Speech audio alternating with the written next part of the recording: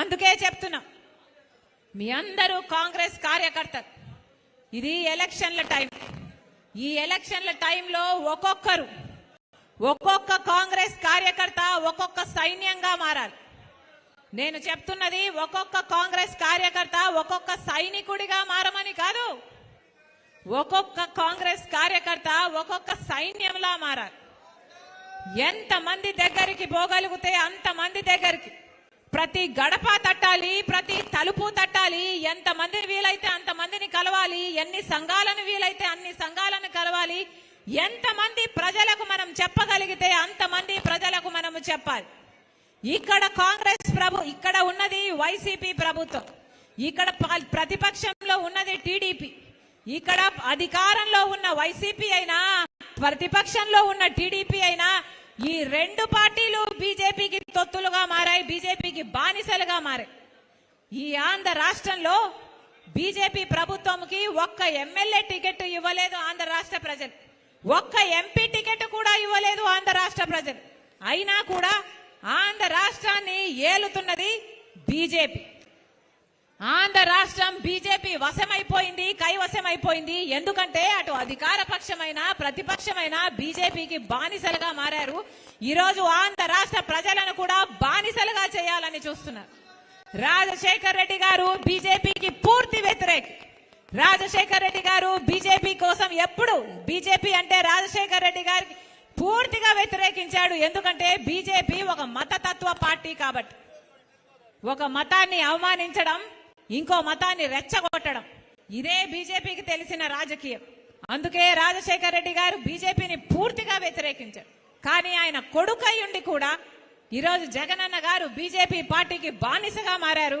మన రాష్ట్రాన్ని కూడా బీజేపీ పార్టీకి బానిసలుగా చేయాలని చూస్తున్నారు. ఇటు జగనన్న గారైనా అటు తెలుగుదేశం టీడీపీ చంద్రబాబు గారైనా. అందుకే చెప్తున్నా, మళ్ళొక్కసారి బీజేపీకి వేరే ప్రజెన్స్ అవసరం లేదు మన రాష్ట్రంలో. మిగతా దేశం మొత్తంలో బీజేపీ పార్టీ బీజేపీ అయి ఉండొచ్చు, కానీ మన రాష్ట్రంలో మాత్రం బీజేపీ అంటే బి అంటే బాబు, జే అంటే జగన్, పి అంటే పవన్. మిగతా దేశంలో బీజేపీ వేరేమో గాని మన రాష్ట్రంలో మాత్రం బీజేపీ వీళ్ళల్లోనే ఉంది. అందుకే చెప్తున్నాం, వైసీపీకి ఓటేసినా బీజేపీకి ఓటేసినట్టే, టీడీపీకి ఓటేసినా బీజేపీకి ఓటేసినట్టే, జనసేనకు ఓటేసినా బీజేపీకి ఓటేసినట్టే.